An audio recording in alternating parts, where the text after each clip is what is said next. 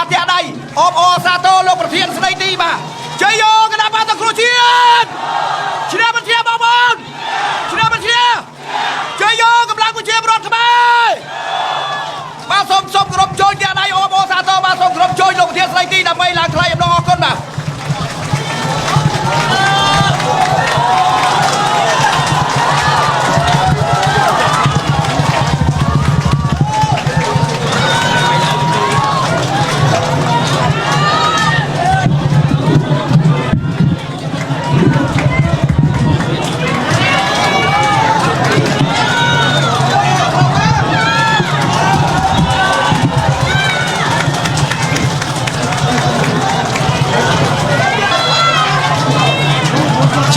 ប្រជាពលរដ្ឋខ្មែរជាយោប្រជាណាចក្រកម្ពុជាជាយោលទ្ធិប្រជាធិបតេយ្យខ្ញុំបកណា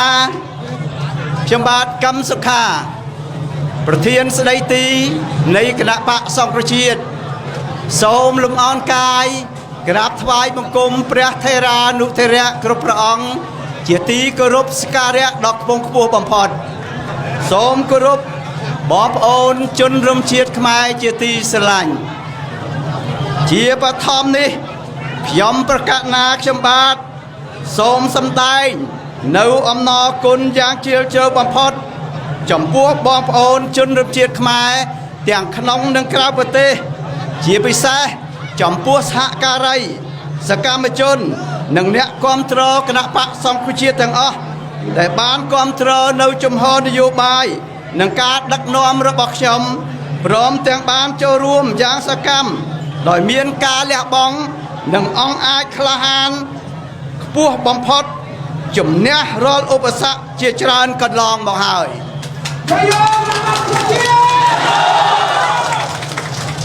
ខ្ញុំយល់ថាបើគ្មានការចូលរួមគាំទ្រពីបងប្អូននោះទេខ្ញុំមិនអាចបំពេញបេសកកម្មជាប្រវត្តិសាស្ត្របានទទួលជោគជ័យមួយជំហានធំកន្លងមកហើយនេះទេឆ្លៀតឱកាសនេះខ្ញុំក៏សូមថ្លែងអំណរគុណផងដែរចំពោះសហគមន៍អន្តរជាតិនិងមិត្តភ័ក្តិបរទេសទាំងឡាយដែលតែងតែផ្ដល់នៅយុត្តិធម៌ឲ្យខ្ញុំនិងគាំទ្រនៅការខិតខំប្រឹងប្រែងរបស់ប្រជាពលរដ្ឋខ្មែរក្នុងការតស៊ូដើម្បីសិទ្ធិសេរីភាពនិងលទ្ធិប្រជាធិបតេយ្យកន្លងមកនៅកម្ពុជារហូតបច្ចុប្បន្ននេះថ្ងៃនេះខ្ញុំបកណាខ្ញុំបាទសូមបញ្ជាក់ជូនសាធារណជនជាតិនិងអន្តរជាតិជាថ្មីម្ដងទៀតអំពីចក្ខុវិស័យគោលជំហរនិងគោលបំណងរបស់ខ្ញុំបកណាខ្ញុំផ្ទាល់ក្នុងការតស៊ូអស់រយៈពេលជាង20ឆ្នាំកន្លងមកនេះយើងខ្ញុំទាំងអស់គ្នាដឹងច្បាស់ហើយថាប្រទេសកម្ពុជានិងប្រជាពលរដ្ឋខ្មែរធ្លាប់មានការរីកចម្រើនល្បីល្បាញក្នុងពិភពលោកជាពិសេសក្នុងសម័យអង្គរក៏ប៉ុន្តែជាអកុសលប្រទេសកម្ពុជានិងប្រជាពលរដ្ឋខ្មែរបានទទួលរងនៅមហាសោកនាដកម្មឥតឈប់ឈរស្ទើរតែរលាយរលត់ទឹកដីនិងពូជសាសន៍បាត់ទៅហើយអ្វីដែលគួរឲ្យសោកស្ដាយបំផុតរហូតមកដល់ពេលនេះហើយខ្មែរយើងនៅតែកាប់សម្លាប់គ្នាគុំគួនសងសឹកគ្នាលៀបពណ៌គ្នាជាពិសេសបែកបាក់គ្នាឥតឈប់ឈរឡើយដោយមើលឃើញហេតុការណ៍ដ៏អាក្រក់រកទីបញ្ចប់មិនឃើញនេះហើយទើបក្រោយកិច្ចព្រមព្រៀងក្រុងប៉ារី$23,1991ដែលភាគីនយោបាយខ្មែរបានព្រមព្រៀងគ្នាបញ្ចប់នៅសោកនាដកម្មនិងមានសហគមន៍អន្តរជាតិចូលរួមដឹងឮផងនោះខ្ញុំបកណាខ្ញុំបាទកម្មសុខាបានកំណត់យកនៅចក្ខុវិស័យមួយគឺចង់ឃើញប្រទេសកម្ពុជាមានឯករាជ្យនិងឯកភាពជាតិព្រមទាំងចង់ឃើញប្រជាពលរដ្ឋខ្មែរទទួលបាននៅសិទ្ធិស្មើគ្នាខាងនយោបាយសិទ្ធិស្មើគ្នាខាងសេដ្ឋកិច្ចនិងសិទ្ធិស្មើគ្នាខាងសង្គមគិច្ច ដើម្បីសម្រេចបាននៅចក្ខុវិស័យនេះនិងដើម្បីជៀសវាងនៅសោកនាដកម្មខាងលើកុំឲ្យវិលត្រឡប់មកវិញខ្ញុំបកណាខ្ញុំបាទយល់ឃើញថាប្រទេសកម្ពុជានិងប្រជាពលរដ្ឋខ្មែរយើងត្រូវផ្ដោតជាអត្ថិភាពលើការលើកស្ទួយនិងការគោរពសិទ្ធិសេរីភាពនិងសេចក្តីថ្លៃថ្នូររបស់មនុស្ស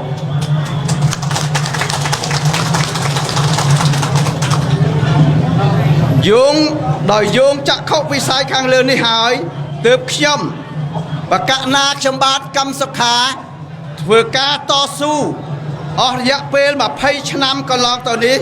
គឺក្នុងបុព្វហេតុសំខាន់គឺលើវិស័យសិទ្ធិមនុស្ស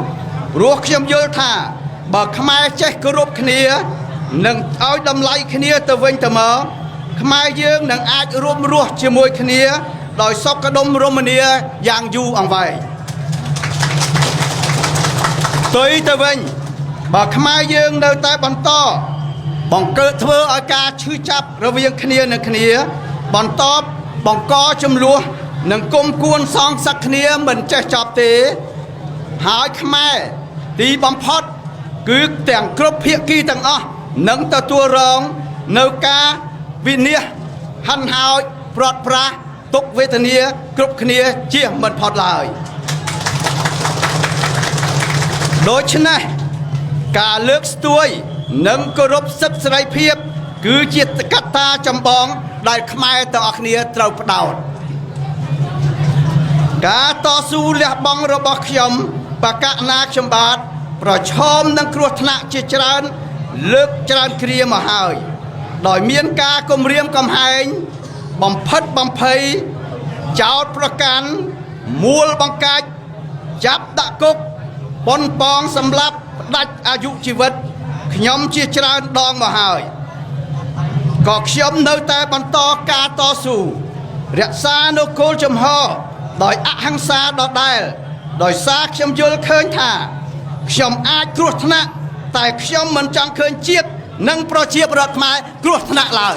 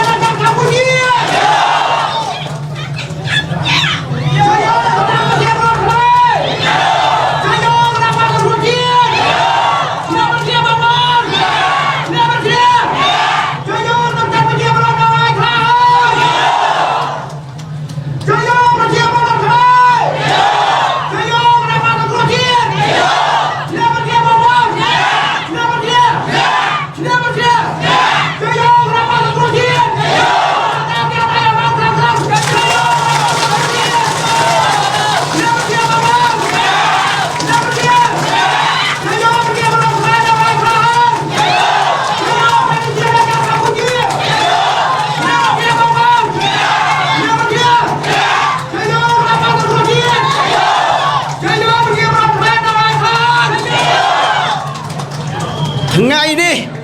ខ្ញុំកម្មសុខាមានទុកថ្ងៃមុខប្រជាពលរដ្ឋខ្មែរត្រូវតែបានសុខខ្ញុំចង់ឲ្យប្រជាពលរដ្ឋខ្មែរទទួលបានសិទ្ធិនិងសុខតាមរយៈការបង្រួបរួមជាតិឯកភាពជាតិនិងអនុវត្តនូវគោលការណ៍ប្រជាធិបតេយ្យសេរីពហុបកនៅកម្ពុជាខ្ញុំនៅតែបដិញ្ញាបន្តការតស៊ូលះបង់ដើម្បីឆន្ទៈរបស់ប្រជាពលរដ្ឋខ្មែរតទៅទៀតដោយឥតរុញរាឡើយទោះបីគេបាននិងកំពុងធ្វើទុកបុកម្នេញខ្ញុំដោយប្រើប្រាស់គ្រប់រូបភាពដោយប្រព័ន្ធស្ថាប័នជាតិជាពិសេសតុលាការក៏ដោយឧបករណ៍នយោបាយទាំងអស់នេះគឺគេធ្វើដើម្បីវាយប្រហារ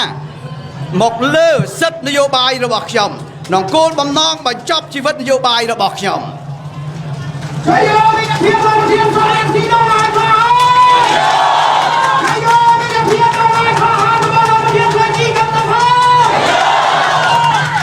ខ្ញុំជឿថាសាធារណមតិជាតិនិងអន្តរជាតិជ្រាបហើយថា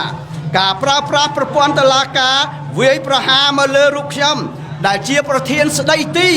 គណៈបកសង្គ្រោះជាតិដែលជាគណៈបកគូប្រកួតដ៏ធំជាងគេជាមួយនឹងគណៈបកកណ្ដាលអំណាចបច្ចុប្បន្នមិនអាច មិនឲ្យចូលរួមក្នុងការបោះឆ្នោតនាពេលខាងមុខនេះនឹងធ្វើឲ្យការបោះឆ្នោតនោះមិនមានលក្ខណៈត្រឹមត្រូវអាចទទួលយកបានឡើយការប្រើប្រាស់ប្រព័ន្ធតុលាការវាយប្រហារប្រឆាំងមកលើសិទ្ធិនយោបាយសិទ្ធិបោះឆ្នោតរបស់ខ្ញុំនេះមិនមែនត្រឹមតែធ្វើឲ្យប៉ះពាល់ដល់ភាពត្រឹមត្រូវនៃការបោះឆ្នោតប៉ុណ្ណោះទេលើសពីនេះទៅទៀតគឺជាការវាយប្រហារទៅលើលទ្ធិប្រជាធិបតេយ្យសេរីភូប៉ាដែលធានាដោយរដ្ឋធម្មនុញ្ញនៃប្រជាណាចក្រកម្ពុជា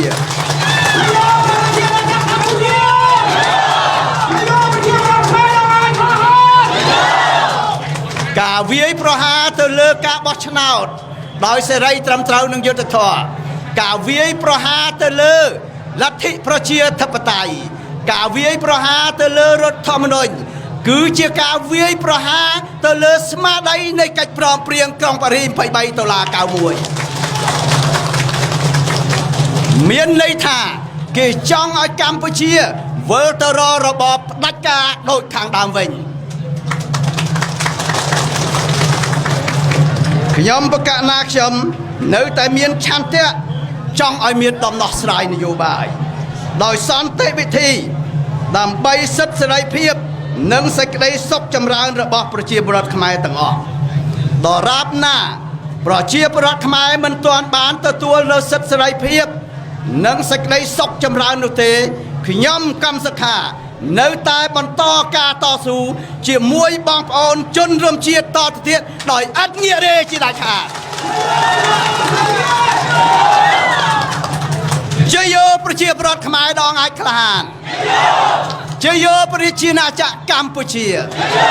ជ័យយោលទ្ធិប្រជាធិបតេយ្យ